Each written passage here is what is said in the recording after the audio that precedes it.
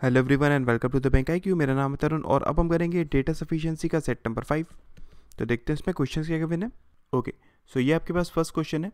इसमें उसने हमसे क्या पूछा है कि P is in which direction with respect to M। Okay, P का डायरेक्शन में बताना है M के रिस्पेक्ट में। तो देखिए यहाँ से अगर मैं देखूँ फर्स्ट स्टेटमेंट में से क्या गिवन है, उसने हमसे बोला है कि G is in south of P and south west of Q। अच्छा, फर्स्ट से हमें क्या बताया उसने कि G कहाँ पर है, G साउथ में है P से, ओके, और साउथ वेस्ट में है Q से। ठीक है, अब उसने बात किसकी करी है, G की करी है। मतलब क्या, इसमें क्या आपके पास पॉसिबिलिटीज़ बन सकती है। हो सकता है कि आपके पास Q यहाँ पर हो, या फिर इसकी अगर और पॉसिबिलिटी बनाना चाहता हूँ तो P यहाँ पर, G यहाँ पर, ठीक है, Q कहाँ हो, यहाँ पर हो, या फिर और इसकी पॉसिबिलिटी बनाना चाहता हूँ तो P यहाँ पर हो, G यहाँ पर हो और Q यहाँ पर हो। कुछ भी पॉसिबिलिटी बन सकती है ना, क्योंकि हमें डिस्टेंस इनके बीच में नहीं पता है। ठीक है, अच्छा, तो मतलब क्या फर्स्ट से आप फर्स्ट में तो कहीं भी M का तो कुछ दिया ही नहीं हुआ है, तो ना इसका मतलब क्या फर्स्ट से तो आंसर नहीं आएगा। ओके, सेकंड देखते हैं। देखिए उसने हमसे क्या बताया कि D is west of F who is north east of P। अच्छा, D कहाँ पर है, वो वेस्ट डायरेक्शन में है किससे, F से, जो कि नॉर्थ ईस्ट में है P से। तो यहाँ पर भी फिर से वही थी, तीन आपके पास कंडीशंस बन सकती हैं। किस तरीके से हो सकता है आपके पास P यहाँ पर हो, ठीक है, या फिर हो सकता है कि F यहाँ, P आपका यहाँ पर हो, और हो सकता है कि F यहाँ और P आपके पास यहाँ पर हो। तीनों पॉसिबिलिटीज़ बन सकती है ना। और आगे उसने कहा क्या, who is north of H। P कहाँ पर है, नॉर्थ में H से, मतलब क्या यहाँ पर होगा H, यहाँ पर होगा H, यहाँ पर होगा H, ठीक है ना। ठीक है, तो मतलब क्या इससे भी अगर मैं देखूँ तो P और M कहीं पर दिया नहीं हुआ है, तो सेकंड से भी आंसर नहीं आएगा। थर्ड को चेक करते हैं। देखिए थर्ड में उसने क्या बोला कि Q is north of M and west of D who is south of E। अच्छा, Q कहाँ पर है, वो नॉर्थ में है किससे, M से, ठीक है, और वेस्ट में है किससे, D से, ठीक है, who is south of E, और D कहाँ पर है, साउथ ऑफ E। ठीक है, आपके पास ये चीज़ और दी हुई है। तो यहाँ से अगर मैं देखूँ सिर्फ थर्ड से तो आंसर को फाइंड आउट नहीं कर सकता हूँ, लेकिन क्या मैं फर्स्ट और थर्ड से आंसर को फाइंड आउट कर सकता हूँ। एक बार चेक करते हैं। देखिए अब अगर मैं फर्स्ट और सेकंड को जोड़ता हूँ तो देखिए इन दोनों में कॉमन एलिमेंट आपके पास सिर्फ एक ही है ना, Q। मतलब क्या, अगर मैं बनाना चाहूँ तो मैं, देखिए मैं Q है यहाँ पर, तो मैं हो सकता है मैं G को यहाँ बना देता, ठीक है, और P को यहाँ बना देता, या फिर हो सकता था मैं G को और बड़ा कर देता, P को यहाँ बना देता, हो सकता था मैं G को सिर्फ यहीं पर रखता और P को यहाँ पर बना देता।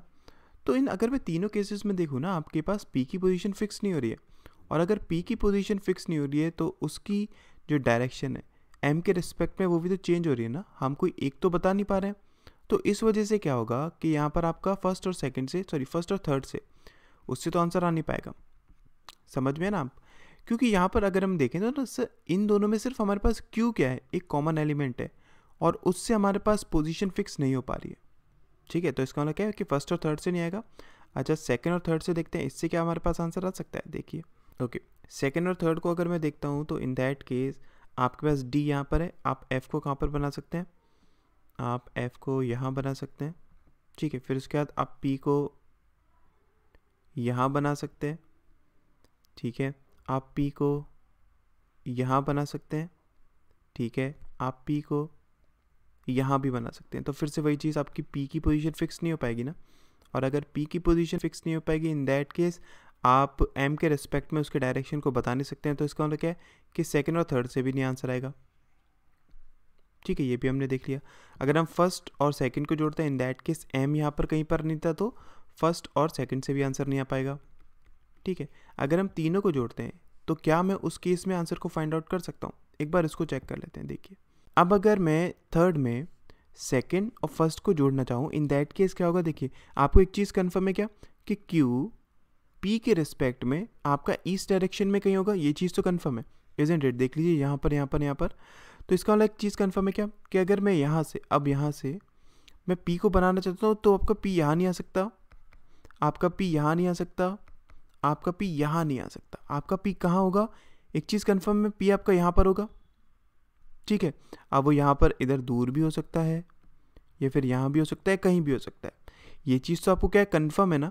अगर हम क्यू को देखें, ठीक है, क्यू के रिस्पेक्ट में देखें पी को, तो वो कहाँ होना चाहिए, वो ईस्ट डायरेक्शन होना चाहिए, मतलब क्या, नॉर्थ ईस्ट हो सकता है, साउथ ईस्ट हो सकता है, या फिर ईस्ट हो सकता है, इसके अलावा और कहीं नहीं होगा ना। तो यहाँ से अगर मैं देखूँ तो देख लीजिए कि पी की डायरेक्शन क्या है एम के रिस्पेक्ट में, वो आपके पास क्या होगी, साउथ वेस्ट ही होगी, ठीक है। आई होप क्लियर हुआ होगा ना। मतलब इसका राइट आंसर क्या हो जाएगा, all three are necessary to answer this question, ठीक। ओके, नेक्स्ट क्वेश्चन देखते हैं, देखिए। ओके, सो यहाँ पर क्वेश्चन में क्या गिवन है, उसने बोला है among P Q R S T each has scored different marks in an exam, who has scored the lowest marks.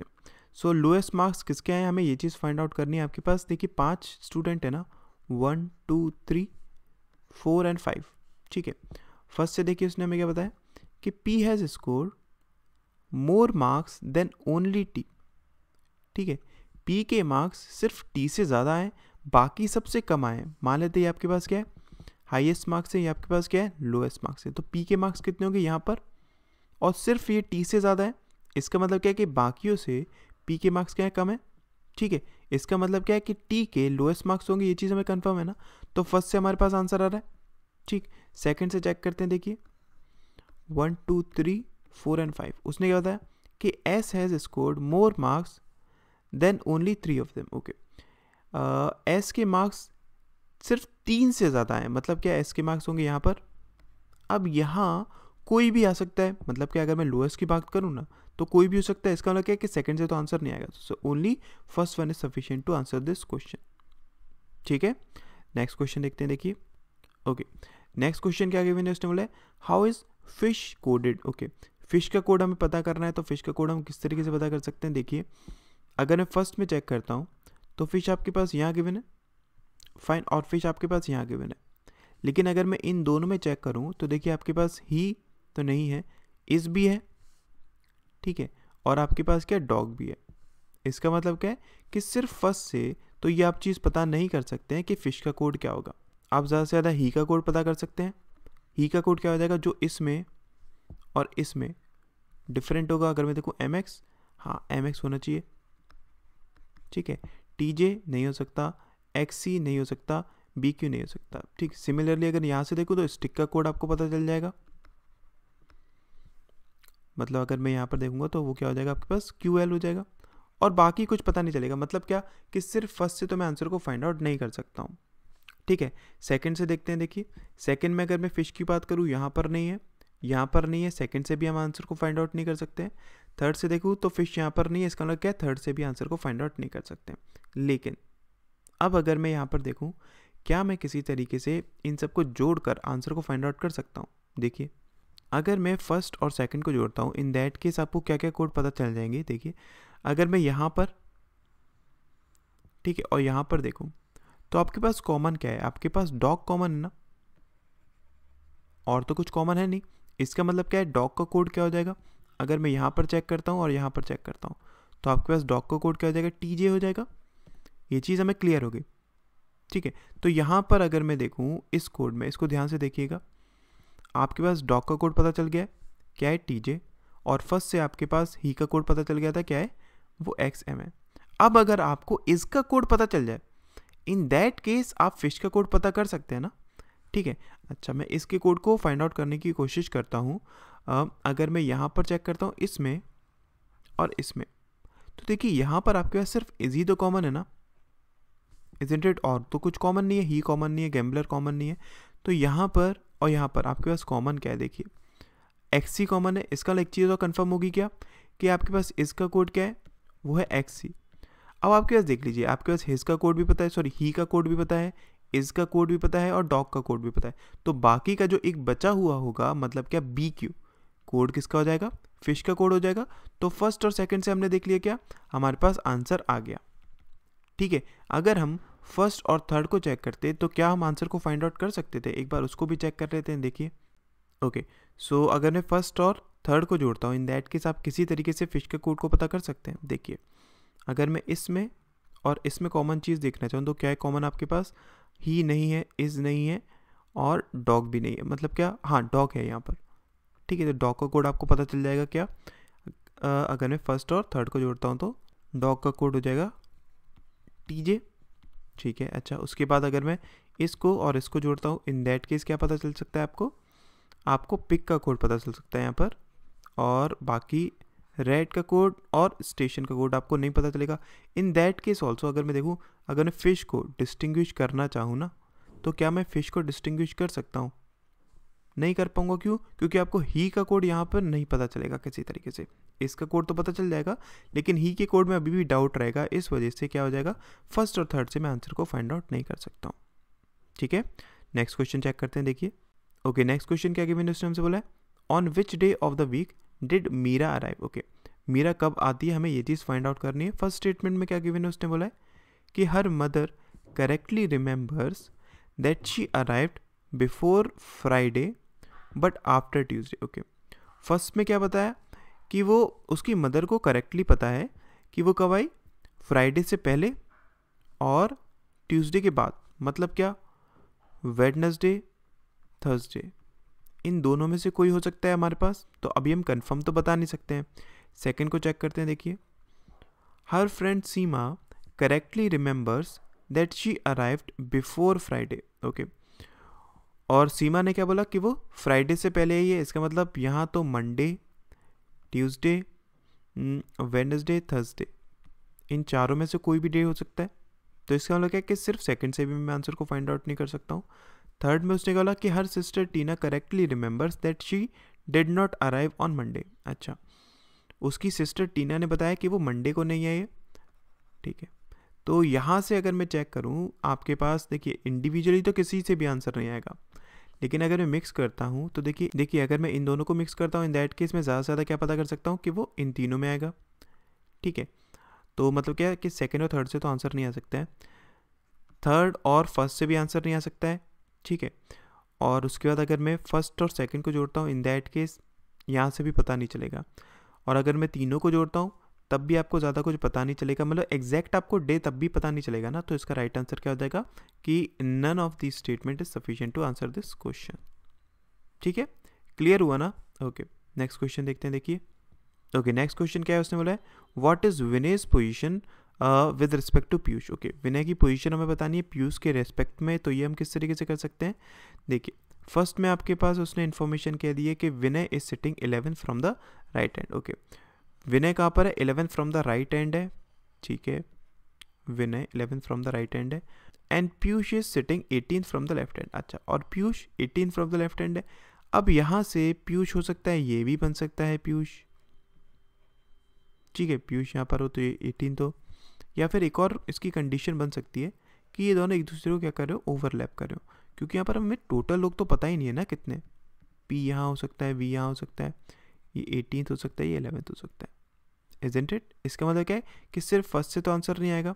Second से चेक करता हूँ, उसने क्या बोला कि the row has total 25 student, total 25 student है, सिर्फ सेकंड से भी आंसर नहीं आएगा।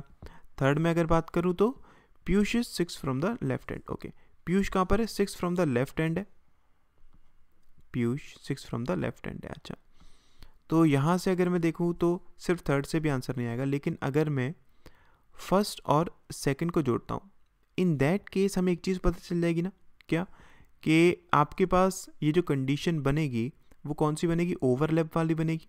क्यों? क्योंकि आपके पास जो टोटल नंबर ऑफ पर्सन है, मतलब 25, वो लेस है किससे, जो हमारे पास दोनों पोजीशन का सम है, मतलब कितना 29 से।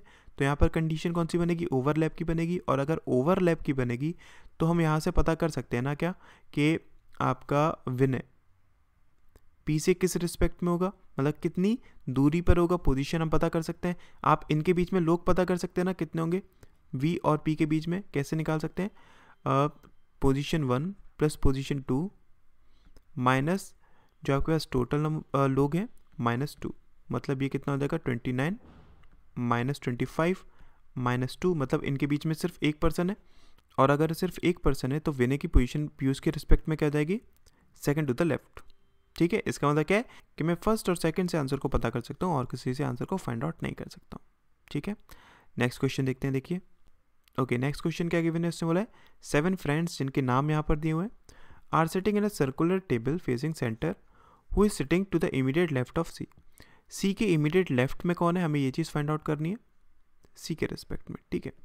तो देखिए पहले आपके पास जो इन्फॉर्मेशन गिवन है उससे क्या पता चल रहा है कि F sits second to the right of G, ठीक है। आपके पास टोटल लोग कितने, 7 लोग हैं ना, तो 1 2 3 4 5 6 7, ठीक है। हमें क्या पता चला कि एफ कहाँ पर है, वो सेकेंड टू द राइट है किससे, जी से, ठीक है। And E is second to the right of F, और ई कहाँ पर है, second to the right of F, मतलब ई आ जाएगा यहाँ पर।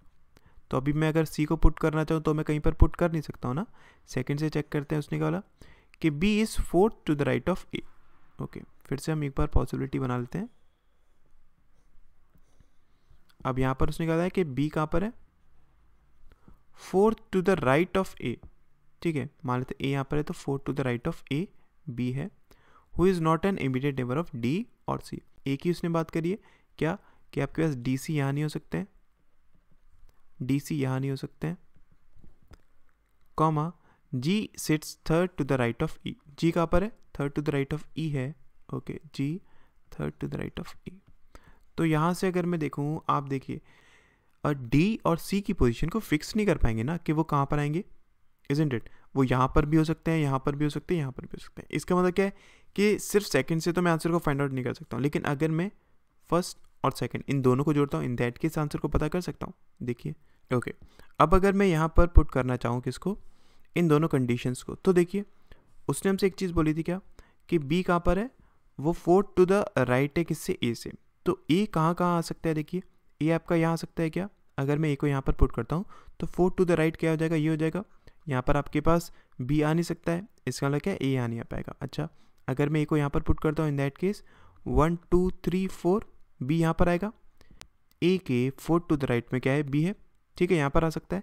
लेकिन अब अगर मैं पुट करना चाहूँ डी और सी को, तो डी और सी दोनों ही आपके ए के पास नहीं है ना, मतलब यहाँ पर ना ही डी आ सकता है ना ही सी आ सकता है, तो ये तो फिक्स हो ही नहीं पाएगा। इसका मतलब क्या है कि आपका ए यहाँ पर नहीं आएगा।